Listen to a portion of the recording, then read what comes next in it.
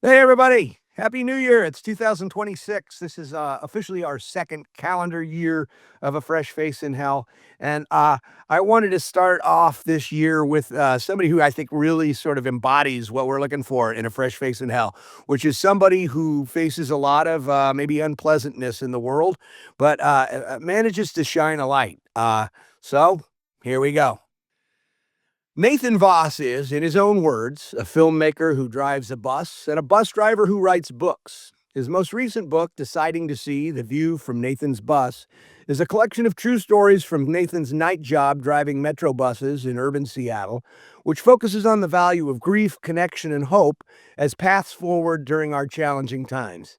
The book is an antidote to cynicism, replete with kindness, humility, gratitude, and wonder, and as such is right in line with our stated goal around here to find fresh faces in hell. So Nathan, thank you for joining us. Th Thank you so much for that, Jonathan. What a pleasure to be here. Thank you. Well, you're already shattering like every preconceived sort of generalization I have about a bus driver.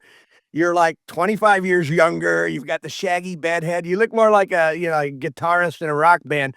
I was expecting kind of more of a portly 55, Uh-huh. 60-year-old guy, kind of balding with bespectacled. So like already I know we're in Well, for a hopefully ride. one day I'll get there. Although I've been doing this for 18, I guess now it's 19 years now. I still look like I'm 12 and I don't know what I'm doing wrong, but I'm working on it. Well, you're doing it's what you're doing right, buddy, because I look like I'm about 90. So riding an urban metro bus is truly a study in humanity. As an empath and a novelist, I'm a guy who sits on the bus and looks around and thinks, "When's the last time that person cried? Mhm. What's the worst thing that ever happened to that person? I wonder if they're lonely." I feel like I'm in like a Wim Wenders film with all these whispering voices in my head. But I feel like a lot of people are desensitized to all that humanity when they ride the bus. The mental illness, the homelessness, the drug addiction. They've kinda got their it's like the subway, I mean, they've got their blinders up. Yeah. Uh, Urban metro buses are full of marginalized people, and a lot of people, I think, would rather not consider their plights. But not you. You're like the world's most philosophical bus driver. Is that something you grew into? It happened without my thinking consciously about it. A lifetime growing up riding buses and being exposed to art. My parents are both painters, and there's always classical music around the house, films, classic films, literature, etc. And all of that really guides you towards the observational mindset, thinking about other people's lives. As an author, sure, you can surely relate as well. Like, we are observers. And a Yeah, Kinks fan, because that was Ray yeah. Davies' thing, that observational I style of writing, Yes. character driven. Yeah, and a bus is such a great place to be close to other people's lives, in intimate proximity with all these different ways of conducting yourself through this journey we're all on, and, I think it's really interesting to be around. Yeah. So now, talk to me. You had a traumatic event in 2015, which changed you. Can you walk us through that and tell us Sure what thing, and I'm happened? glad you asked about it because, it's not usually something interviewers bring up. So, in 2015, I was in the, Paris terror attacks that took place over there, in November of, that year. And I was just a few blocks away from one of the attack sites. And in the book, we go into a little more detail about um, the moments in your life that create a before and after. Often the death of someone we love, a divorce, etc. These are moments that uh, where we're forced to redefine ourselves and rethink our values and move forward, etc. And I don't write about the Paris event because it's particularly important, but it is for me, it is for the individuals that were there, and I hope the reader uses that as a sort of proxy for the stuff that they've gone through, things that we're going through now. I don't have the hindsight, to write intelligently about the times we're living in currently, but I can write about this thing that happened 10 years ago, and hopefully the reader can, look at that and transpose what they're going through at the moment, into here's a way through, here's a way forward, if that makes sense. Right. Well, this is something that changed you. This is something. I mean, you don't write either of these books without that, correct? I mean, this changed your whole gestalt, your whole Who were you before those attacks, and who were Yeah, you it's after the those kind of thing where attacks? as an artist, suddenly you have something to say. Beforehand, a lot of my art was more, formal experimentation, but being in close proximity to this very unique situation of death on a very in a very public space, in a very large scale, makes you think, of course. And there's many definitions for coming of age. One could be realizing that other people are not just supporting characters in the story of our amazing lives, you know. Another is realizing that some things just cannot be fixed. And another is that two contradictory truths can be held together and both be true, even though they don't agree with each other. And this book is trying to do all of those things and remind the reader, you know, here are these other people's lives. Here is something that the author went through that cannot be fixed. It leaves a scar, and we can embrace that. We can use it as something to feel good about that we're growing through. As someone who's ridden the bus a lot, trauma is very relevant because, for context, let's talk about your roots. These are largely urban roots in Seattle, sometimes after dark. Talk to us about, sort of your daily Right. routes and Yeah, like, these are the best routes that nobody else wants to drive, basically. But I like doing them. Working class and low income communities often have the strongest sense of community because you have to rely on each other to survive in spaces like that. It's less necessary to connect with all the people around you in a more well to do neighborhood. And I say that not as a value judgment, but just as an observation of the difference in these spaces. When you're driving a route that goes through an area that has that sense of community, um, at a time of night when people feel less safe, there's real value that you can see quite easily in terms of how they react to you being friendly.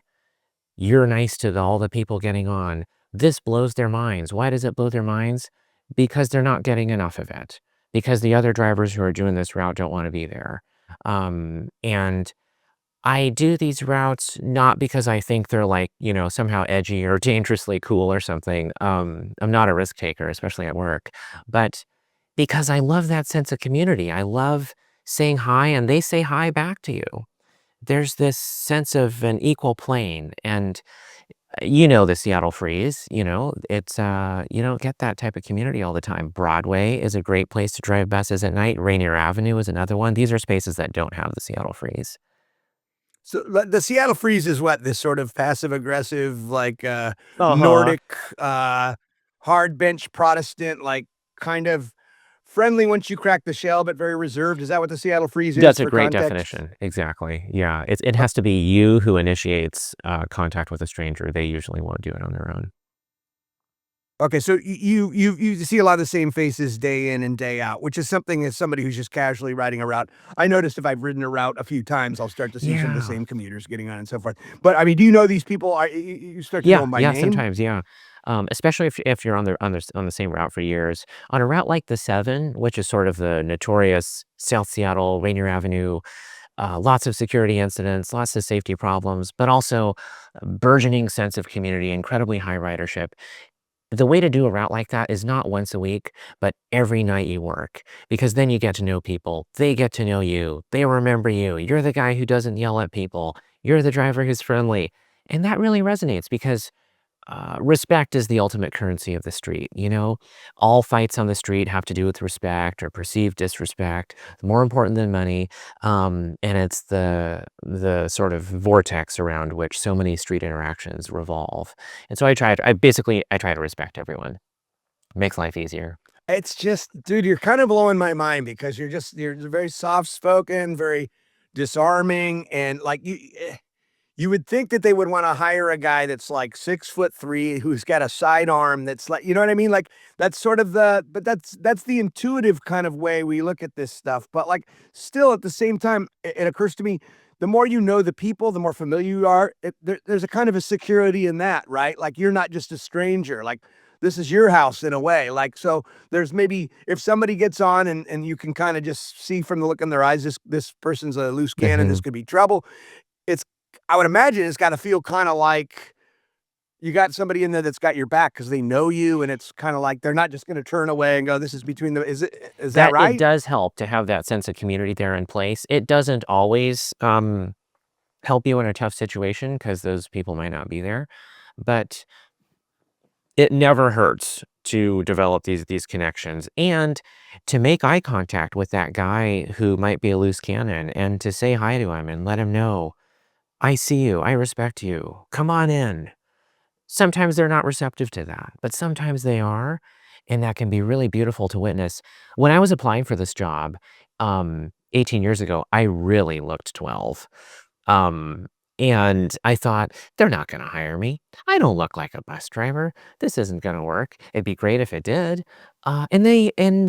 They hired me. I was blown away. All my coworkers 3 times as old as I am. I was 21 years old, and I, realized that I don't have the authoritative, chest thumping awesomeness that would make people do whatever I tell them to do. That's not one of the cards I've been dealt. What I've been dealt is I know how to be friendly with people. So I'm gonna play those cards, you know? And, that's what's gotten me through on this job. Yeah, I mean, so what kind of skill sets? Because you're again, you're sort of. I didn't even realize how many sort of preconceived notions I had about what takes a bus driver, but you are you break all of them. Mm. I mean, like really, I put you in a lineup with like 8 Uh-huh. different guys. That That guy's not guy's a bus not the driver, bus yeah. driver. So, I mean, and it just makes me wonder, like, what other skill sets do you employ as a bus driver that nobody talks about, you know? I mean, because a lot of people are just gonna think, "Well, he must know it and know the traffic laws well, Right. know his way around the city," and you'd think that but, like, talk to me about the skill sets that nobody Yeah. talks about. Well, I've noticed bus drivers never talk about driving, they talk about people. The driving eventually becomes very easy, but it's the customer service element that remains an endless challenge. There's no script that there's no one sentence that you can say that solves all problems. I wish there was. Um, but when I was being hired, their hiring strategy was very different than it is now. They used to look for guys who have experience driving heavy industrial equipment, often veterans, who like know how to drive tanks and 18 wheelers, etc. And when they had that hiring strategy, they noticed that there were problems with drivers and passengers. There was conflict, you know? These guys weren't very good at social interaction and being patient with folks. They were good at operating enormous vehicles.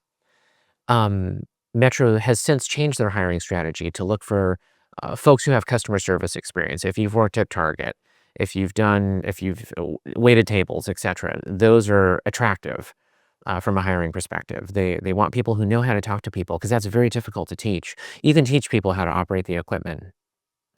However, having said that, I've noticed that I kind of miss some of those old coworkers who were these ex-military guys who, on many levels, we didn't agree on a lot of things. But what they were so good at was the idea of teamwork. If your bus broke down, if you needed help in some way, they were right there. These old timers were right there to help you, and they innately comprehended the notion of we're all in this together. They didn't care that I voted differently than them or whatever else. Um, our newer operators don't have that. They're coming from a more of every person for themselves. I'm alone on this bus and I don't care about you guys. And that's very different. And I find myself missing some of the qualities of my long gone, long retired coworkers. You're dude, you're such a people person. I totally relate to that. You like the dynamism of, all kinds of different it's kind of a perfect job for you. It still seems a little scary to me. One of the fundamental themes of deciding to see is this theme, which happens to be one of my own favorite literary motifs, which is just human connection. That, that is exactly what most travelers on public transit are trying not to do, it seems like, just from my outsider perspective, or maybe No, that's it's just a true. trope, It's an uphill battle. or at least it just seems that way. Like people are largely disengaged, partially because they're Yeah, scared. I mean, like just they just don't want to open a can of worms and they don't know what, they don't know what the result of that is going to be. But I have also noticed, like I've been on a subway in New York, which is supposed to be, the most impersonal place on earth. But boy, oh boy, you start asking directions, you turn to the person next to you and ask, "Hey, how do I get to, Williamsburg?" And the next thing you know, there's like 7 people, like, offering you directions. It's like they're actually sort of starving for it, and I've had people, like, go 2 stops past on the subway for me. "Oh, just let me just walk you there." Like, once you crack that nut of that's this sort of, like, conditioned, social closed upness and fear, once you crack that nut, people really tend to open up to you. I mean, has this been your observation? absolutely. People seem to want connection even though they are hesitant to embark upon it, you know? I've had great experiences in New York, amazing city, where exactly as you say, you can start talking to the person next to you, in a way that I find is even easier than in Seattle. But in both places, Yeah. there's this hunger for connection, that we think we're gonna be able to nullify with smartphones or with other forms of distraction. But let's be real, we're the human animal who is constantly pretending that it's not lonely. We do wanna connect with other people. Everything comes back to connection. All the things we're looking for, love, respect, uh, to be seen, to be heard. These are things of connection. I think humans are more lonely than they are willing to admit, and we're always trying to connect. And we live in societal spaces that encourage us not to, or we're overly aware of things that we don't need to be that afraid of, like it might be awkward, they might not like me. Who cares, you know? Those things will go away in minutes.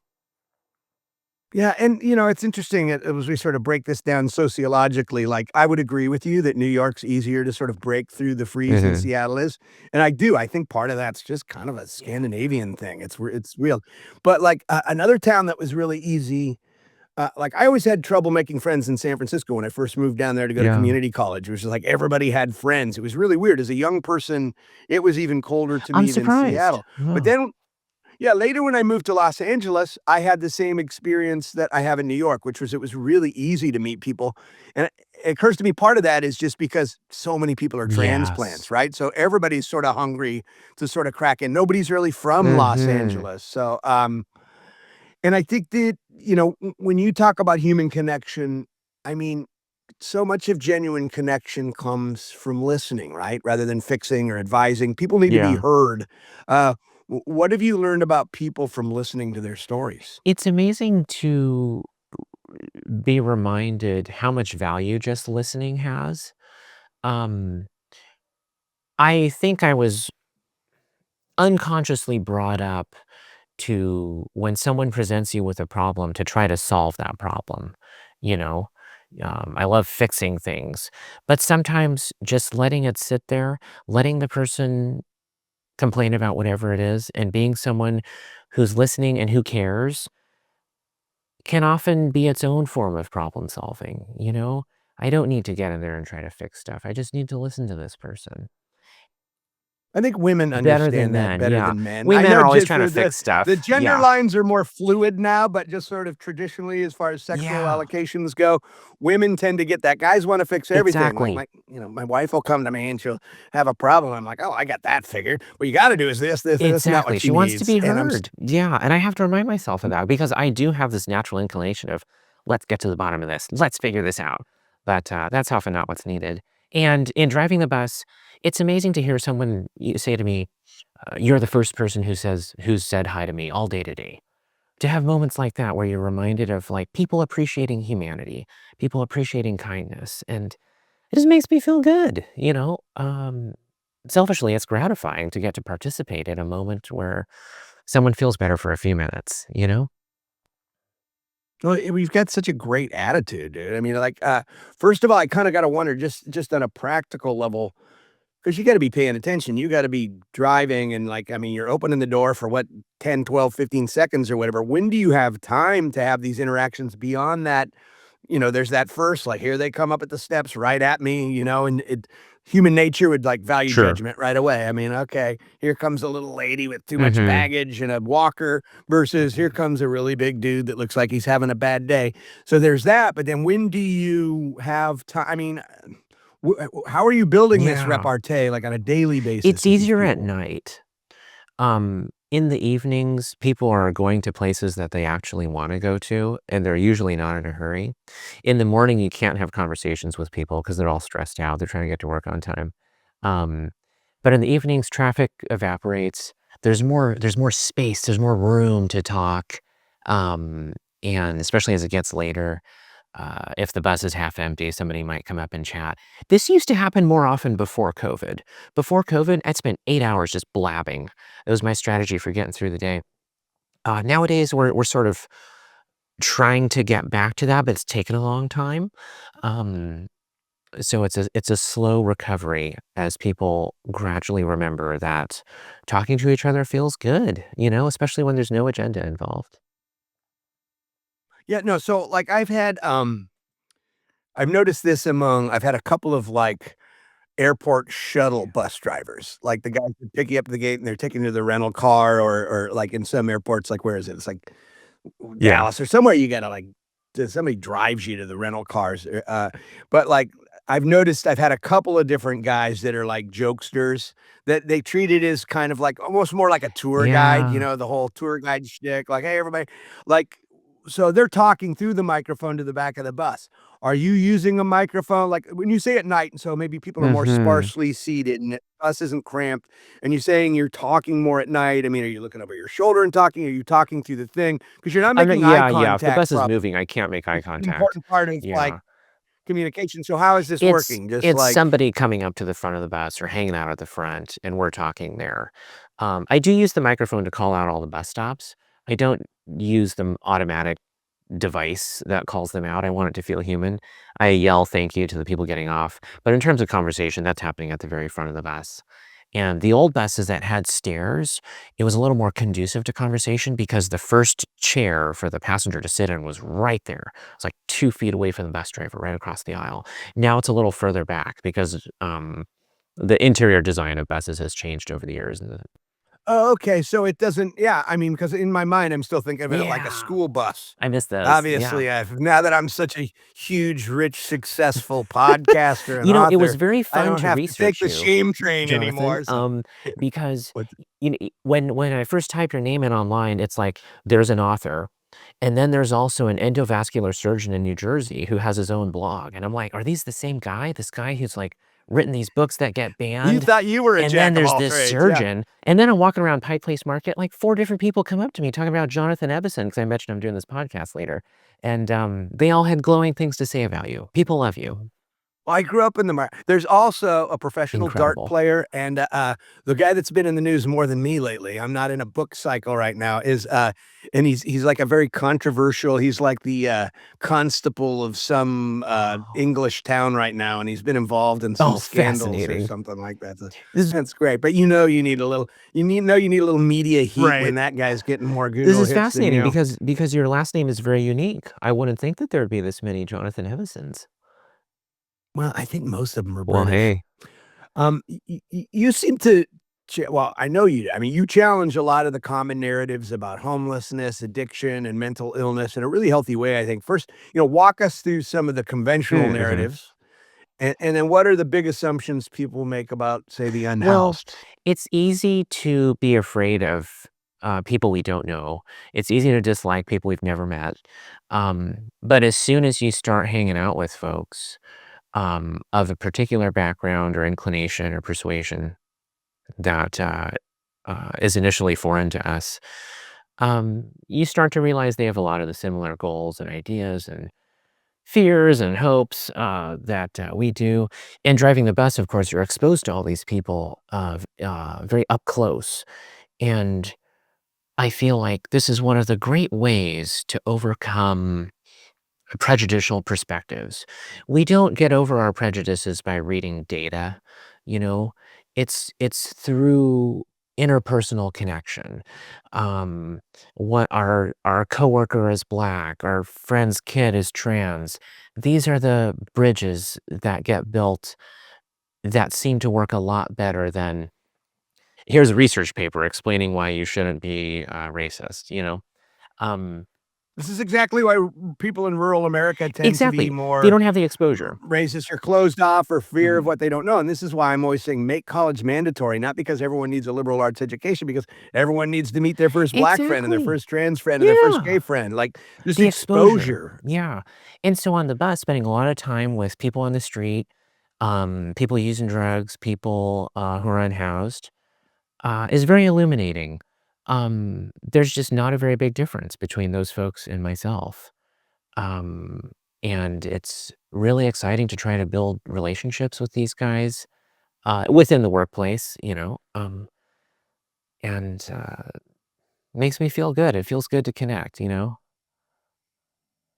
So, when you get unhoused Yeah. people on the bus, I mean, how often is it that they really don't have a destination? They're just getting on the bus for warmth, and, like, how do you deal with that? I mean, is there rules like, "Look, you can't just be on the bus for 8 hours?" Like, I mean, and do you have to, because this seems to me contrary to your nature, what little I Mm. know about you, I can tell you're an empath and you're just a kind person, but, like, is there regulations? Like, "Look, you can't just use the bus," like I mean, eventually, you'll get kicked out of the public library Exactly. when they have to This close is it, where you it know? gets tricky, and you're right, it does go contrary to my nature. But, at the terminals, they're not supposed to stay on, a after the length of one trip, and I do ask them to get off because if they stay on, it can create sanitation issues, it can create a smell issue for the other passengers, and this, is problematic. I wish it wasn't, but it is, and so I do ask them to hop out, and that can be difficult because sometimes they don't want to. Well, and also, you've earned their trust Yeah, too, like, "I thought you were a nice guy, Nathan. Fuck, it's exactly. cold, dude. Suddenly, I'm Why are you kicking them kicking me out. off It the bus?" probably feels very contradictory to them, but Yeah, you have to be it occurs to me that you have to be, there's gotta be a little kind of a you have to be really good at navigating, what's the word I'm looking for? Somebody who is a go-between, what in your mind do you think people most misunderstand about mental illness? mm, probably And have you learned anything about it? I mean, I know you're yeah. exposed to a lot, but do you have insights into mental illness that you didn't have I think 18 there years are ago? other people who could answer this question more intelligently. For myself, I would say that mental illness is so much more prevalent than we realize, and it reveals itself in a multitude of ways. I think we all have our own mental struggles, and it's easier to not easier, it's healthier to think of mental health on a spectrum rather than a binary. They're crazy, we're not crazy. It's more, we're all nuts in varying degrees, and trying to remind myself whatever attitude or emotion is being thrown at me right now by this person who's angry, etc. That's a seed. I've experienced the seed of that emotion myself before, and so I try to remind myself of commonalities. Having said that, sometimes it's impossible to deal with folks who are going through a crisis. It's like tending bar. You can only reason with someone when they're at least partly there and able to hear you and able to process what you're saying. If they can't do those things, it's tough.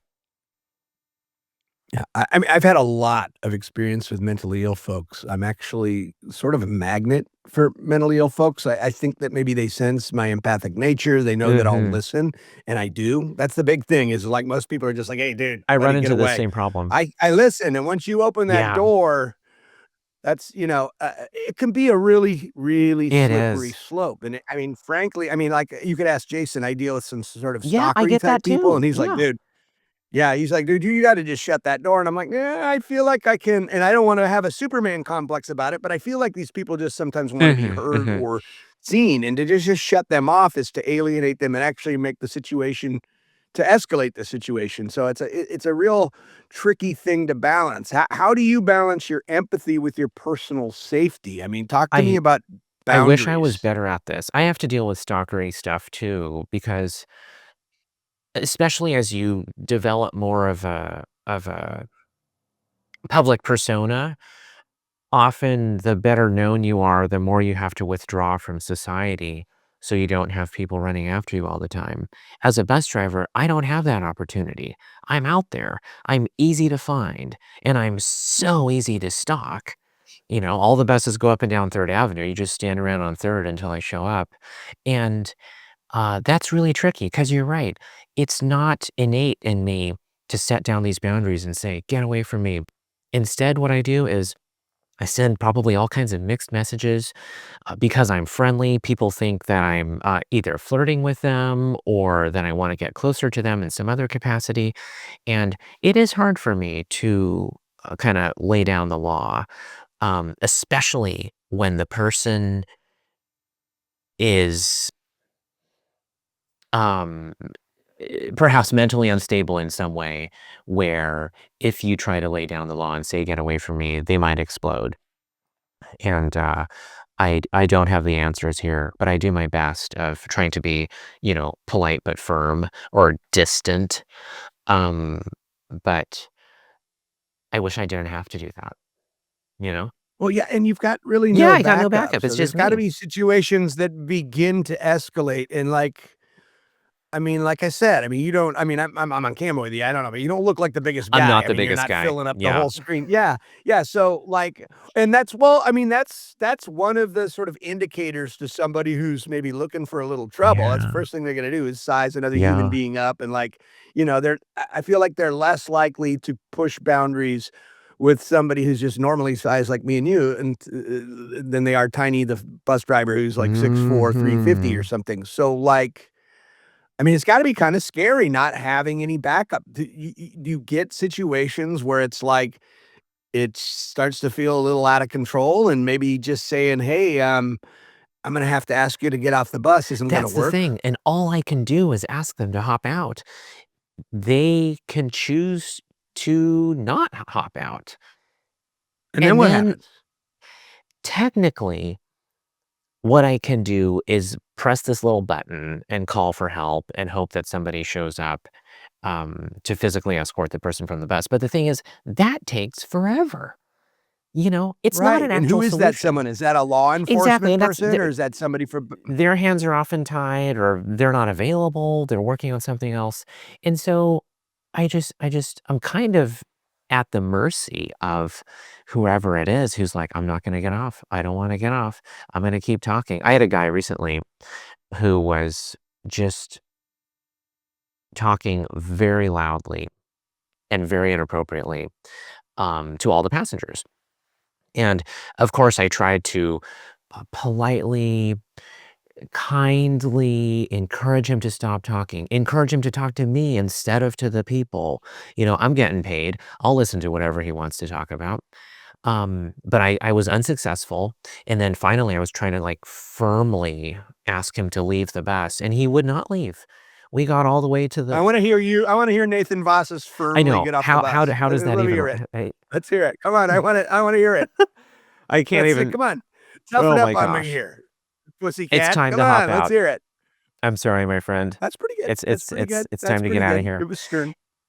You're kinda Yeah, clipped. yeah, and that didn't work because 'cause I'm a nice guy, and other drivers have great skills that I don't have. I have skills that they don't have, and we've all been dealt a different set of cards, and my cards are, I'm the friendly guy, and I'm gonna And that's an easy way to get stepped on. yeah, I mean, like, I know I'm a friendly guy yeah, too, but I can also just kinda turn the asshole a switch a little, little bit. . Okay, well, we talked a little bit about COVID, and that hasn't helped, but, it seems to me like there's a growing Yeah. apathy among the electorate. Like, a sizable part of the population is convinced that everybody makes their own bed and that they earn the life that they receive, that they're to blame for their circumstances, be it unhoused, mentally ill, whatever, uh, but that's not always the case, Life is is it? more complicated. It's easy to start going down that slippery slope of thinking that though, you know? Um, there's a couple bus drivers and I who call this the fall, and the fall is when you start to become jaded and you start to see humanity as them and that they are the cause of all their own problems, just like you say. And the thing about this fall is that usually, you're the last person to notice that you've turned into, a total jerk who's impossible to be around. You think everyone else is the jerk. And I have to remind myself, like, when I have thoughts like that, to try to steer it in a different direction. It's a daily task. Can you give me I mean, I know it's always hard to put people with all this experience on the spot and say, "Can you give me one example?" But can you give me kind of an example of somebody who you've met on your drive? You don't have to use them by name, obviously, but that would be very easy to just sort of bring your preconceived notions about this unhoused Mhm. person, and, you can hear the bootstrapping gang going, "Oh, why doesn't that bum just get a job?" Or like I mean, can you tell me about people that you've met that have sort of had circumstances put them in that Mm, mhm. position? Well, actually, what comes to mind is another bus driver. I ride transit all the time, and there used to be this operator who was really horrible to the passengers. He was very curt and very short with them. He would get in arguments, and you could tell he just had a dark, awful perspective and state of mind all the time. And that went on for years. And This is what my school bus yeah, drivers yeah, were it's like, so this you is know what why I'm you're talking such about. a Yeah. revelation to me. And he's been exposed to all this humanity, people behaving badly. The thing about being a bus driver is all these guys on the street, they are taking care to stay away from people whose opinions they actually value. They're not going to their families or their good friends showing up, you know, on drugs or under the influence of something or having an episode. They're out here on the street where those people don't get a chance to look at them and see them in the way that they are. We do see them as the bus driver. We see them with no pretense. There they are behaving badly. And so this driver um, had this horrible attitude, one of the worst I've ever seen, until one day I got on the bus. There he was, same operator, and he was friendly. He's being nice to everyone. And I couldn't believe it. What the hell happened? He looks the same. He was clearly the same person, but the attitude was of a totally different person. So I went up and asked him how he's doing. I never talked to him before. And he said, I just got back surgery. My back has been destroying me for 9 years, and I've been in abject pain all these years. And now I'm not in abject pain. And I thought, wow, what a great thing for me to learn when people are yelling at me. There's another passenger. He's got a hole in his stomach where that liquid pours out of. He's not in good shape. And Can you see into it? Because Jason, my producer, I remember back in the day, there was this unhoused guy up in Belltown, and Jason ran into a few times that actually it was like a portal. You would lift it up, he's this like, "It guy's never hurts," and then he'd showed me. show it to you, I and you'd wonder be, if it's the "Ah!" same guy. This guy's never showed me the portal into the next universe of his interior. But he was also always in abject pain. And sometimes he would be able to like see through the pain just enough to apologize for his attitude and let me know that he was in pain. Most of the time he was just mad at me. But sometimes he'd be able to say, I'm sorry. I'm in pain. This hurts. Look at me. Um, yeah. Things like that are good reminders for me. Pain, and there's all kinds of different pain. The physical pain, Yeah. that's a big one. My wife was in physical pain for about 2 years, it Oh, was sorry. not pleasant. I wish my stepdad woulda got a back I know. surgery earlier when I was a kid, that oh, it turns out that people can be real assholes when they're in pain. Um, alright, so whenever I interview people about Yeah, their jobs, ambulance drivers, ER nurses, things like that, I usually wanna run through his sort of greatest hits so we can just get to kinda some sure. storytelling. Um, so, like, what would you say is maybe the most harrowing thing you've witnessed as a bus driver? Ooh, that's tough. Um, You can pick a few, well, it's hard to or you summon can them to just pick mind one of the because I most spend so harrowing. much time, like, focusing on the positive stuff. When something horrible happens on the bus, which is actually a lot less often than we would imagine, but when something horrible happens, I usually think about it until I can come up with a solution for, "Okay, what am I gonna do next time this happens?"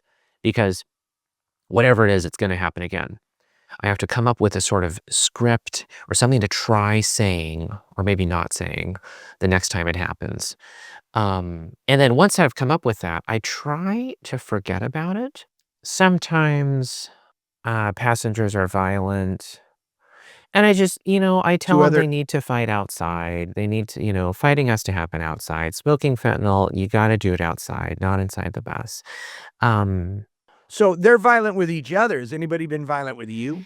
Sometimes they get angry and there's like, "I'm gonna give you COVID, I'm gonna give you AIDS," and so they try to, like, cough on me or something. Sort of this last ditch attempt to gain power or control over me, you know? Um, but I guess other people would call some of these things horrible. For me,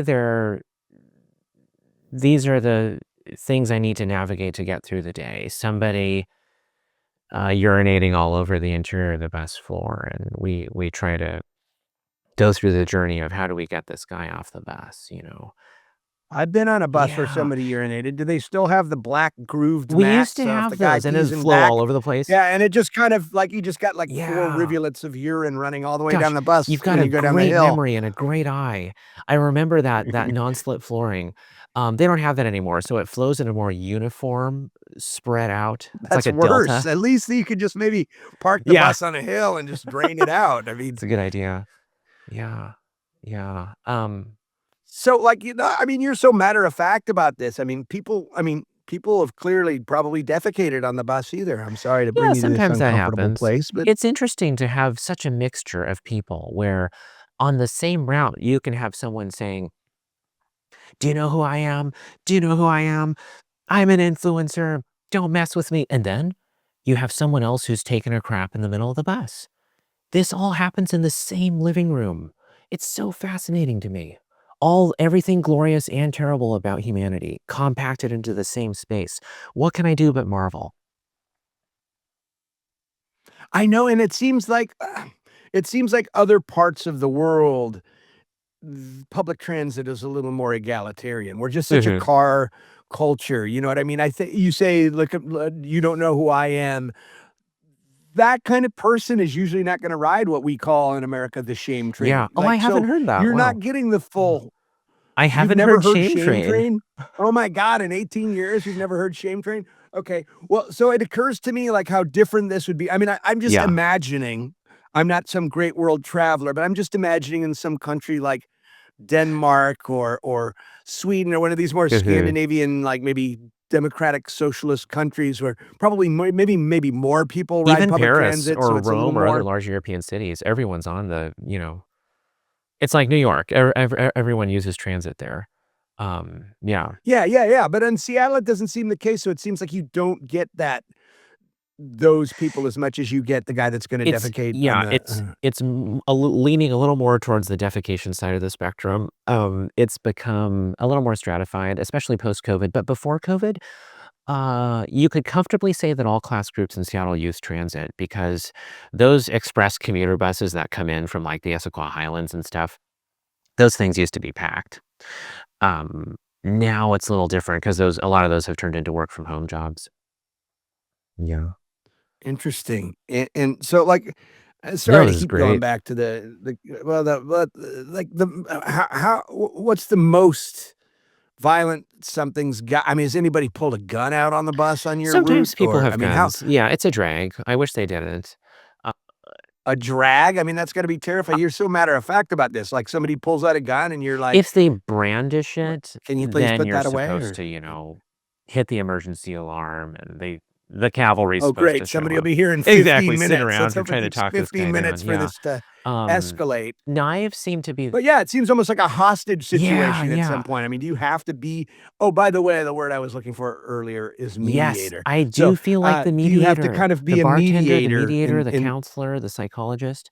Um, in terms of weapons, though, knives seem to be the weapon of choice on the street. They're so much easier to acquire, and you don't have to get new bullets and stuff. And the problem with knives, though, is when you're repelling a knife attack, you're almost certainly going to get wounded. It's just in the nature of a knife attack. You're Well, and what are you supposed to do? I mean, when Yeah. something like this happens, do you have to immediately, like, stop the It's bus? good to not be driving when something like this is going on. What usually it's passenger on passenger because I'm friendly, so conflict on the bus tends not to involve me. But sometimes it does because you're trying to enforce rules. You ask someone to turn down their music or something, and that can Right, get and them. sometimes just because you're nice, you're a target. Yeah, totally, yeah. People sometimes don't wanna see someone who's just having a great day, if they're not having a great day. Yeah. I feel like I get lucky, though. Respect has such huge currency on the street, not to repeat myself, but, it helps. It helps. I I think that you are lucky, but I think you're lucky in the Michael Jordan kind of way luck works, like, I think that you've spent so much time, sort of leaning into your kinder, gentler, more empathetic instincts, your finer instincts that you do create like just like odds. The odds start to work in your Mhm. favor when you approach things in that way. And so it looks like luck on the surface. I'm just thinking 18 years and I would think that you would have way more horror stories, but I think the Especially fact because 'cause I'm that driving at night and doing these routes on which the horror stories take place. Yeah. right, and I think particle physics kind of tells us the same thing, like, this sort of Yeah. attraction to different types of energy, and I think that you have effectively found a way to sort of I gotta feel like if I got another guy who's been driving a Metro bus for 18 years, Yeah. like one of your colleagues that's Be a maybe very different one of the more conversation. militaristic I do, I think it would be, and I feel like they'd probably have more horror stories this is the more interesting story because it's the more counterintuitive story to me. It's the one that really, I mean, just from the, right from the opening, talk about repeating yourself. Like immediately, I'm like, wait a minute, this is our guy. This guy, he looks like he's in a rock band, and he's like, he's got bedhead, and he's like, well, but I thought you're younger. You're just nothing I thought would be, but I think you've done something sort of magical here in terms of just kinda creating an environment or a tone or a culture on your bus. Do you ever feel that way? Do you feel like, "This is my house," and you're an authority figure, Yeah. you know? I mean, whether Yeah. you like it or not, you're an authority figure, so you're the one sort of creating the culture of that bus. Every route's not gonna be the Yeah. same. I want to believe it's true that I have some sort of impact. Um, so much of our communication is beyond, what we actually say. You know how we learn the impact that body language has, the impact that tone of voice has. I'm doing so much communicating even when I'm not saying anything, and maybe that communication is getting across of, like, they can perceive that I'm not a threat or that I don't hate them and I think that definitely helps. It's Nathan's Oh magic gosh, bus. I wish. It's a fucking I utopia, wish. Let's dude. hope so, but It's a utopia. I'm just when does the charcuterie plates start coming out and stuff? I mean, you are a, I don't know, one of a kind, dude. I bet you I could interview a lot of different bus drivers, and I don't think I'm gonna find a lot of, thank you for saying I don't that. know, again, I maybe I'm don't I mean, that you got 2 books out of it, and I think there's a reason, you know what I mean? I think most Metro drivers maybe got a half a book in 'em. thank you. You got 2, and it's because of this sort of humanitarian take on it all.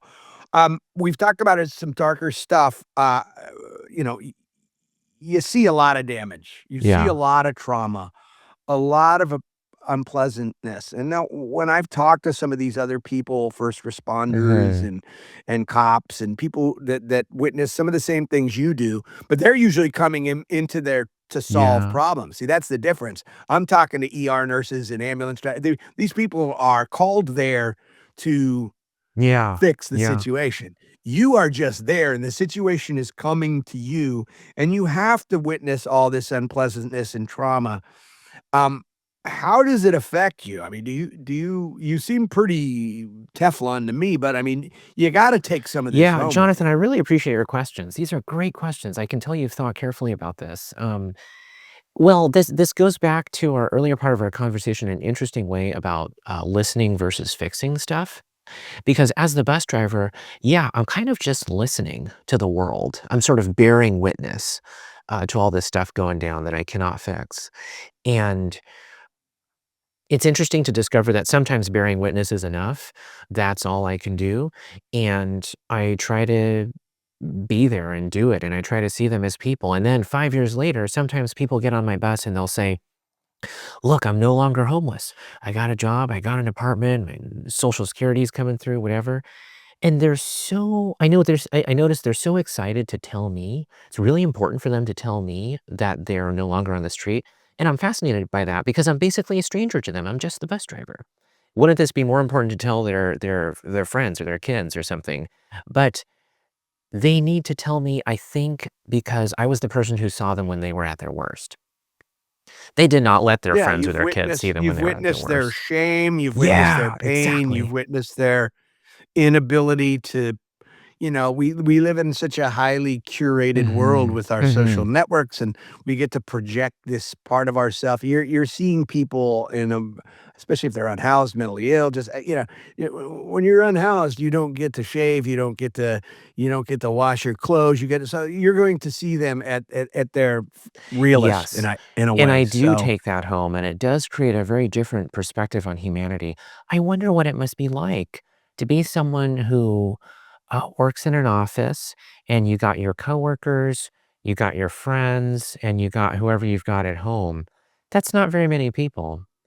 I see a couple thousand folks every day, and they are behaving without pretense. They're not trying to be the best version of themselves. They're just being whoever they are in that moment, and often that's very ugly. And that creates for me a perception of humanity that's a lot wider. The range of possible behaviors on the street, I think, is both worse, but also better. It's just a wider range. The gestures of love that I sometimes see, as well as the gestures of cruelty. It's such a vast spectrum, and that's what I've tried to do with the 2 books, especially the 2nd book, to try to, like, wrap all that up in an armchair version and give it to the reader who doesn't have time to roll around on buses at night. Here's the armchair version of that, and, it can actually be kinda beautiful. I find myself marveling at it. I look, dude, I didn't expect somebody who's driven a bus for 18 years to be Thank this you. sort of, no, well, kudos to you for keeping such a good attitude because I would think it would be a really easy job to get jaded I was told, because 6 as months into this job, in the training, they're like, "In 6 months, you're gonna hate everyone, you're gonna put on a bunch of weight, you're not gonna have friends because you work weird hours, your wife, your spouse is gonna leave you, you're probably gonna buy a house, also there's a pension." And I thought, "I need to resist those things, I need to not become jaded, I need to take care of myself, physically as well because that helps the mind." well, you're not gonna bald anytime soon, Fingers I can tell crossed. that right now, which is it gives you on 70% of the bus drivers I know. Oh, man. Thank you. Well, he is Nathan Voss. He is a filmmaker who drives a bus and a bus driver who writes books. What is the first The book first book called is again? called The Lines That Make Us. The Lines That Make Us. And the most recent book is called Deciding to See the View from Nathan's Bus. Available wherever books are sold, but we highly encourage you to get it from your local brick and mortar independent Yes, please. bookstore.